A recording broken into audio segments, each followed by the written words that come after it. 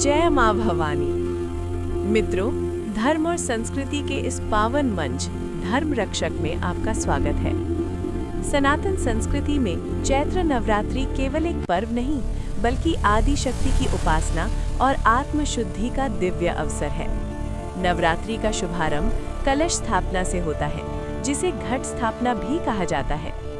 2026 में कलश स्थापना का शुभ मुहूर्त 19 मार्च चैत्र शुक्ल प्रतिपदा के दिन प्रातः 6:25 से 10:22 तक अत्यंत शुभ समय है।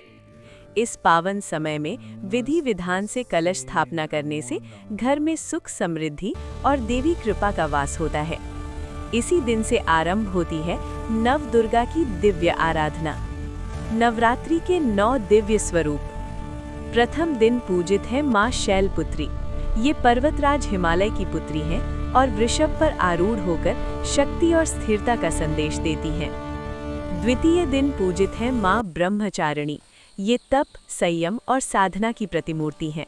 इनकी आराधना से धैर्य और आध्यात्मिक शक्ति प्राप्त होती है।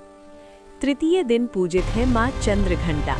इनके मस्तक पर अर्धचंद्र घंटा के समान शोभित है और इनका स्वरूप साहस और वीरता का प्रतीक है। चतुर्थ दिन पूजित है माँ कूष्मांडा। मान्यता है कि देवी ने अपनी दिव्य मुस्कान से ब्रह्मांड की रचना की।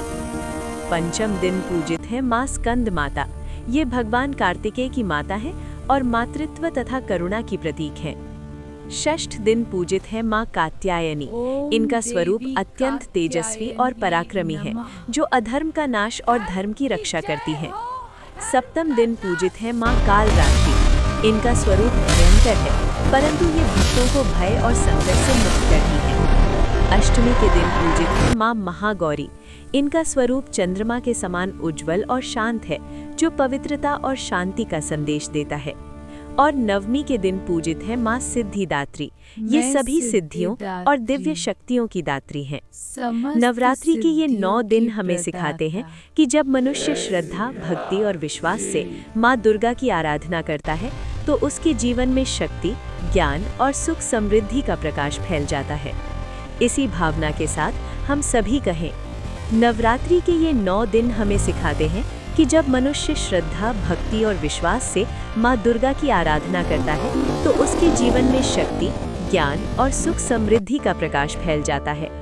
माँ की कृपा से हर संकट दूर होता है और जीवन में धर्म, साहस और सकारात्मक ऊर्जा का संचार होता है। इसी भावना के साथ हम सभी कहें, जय माता दी, जय माँ भवानी।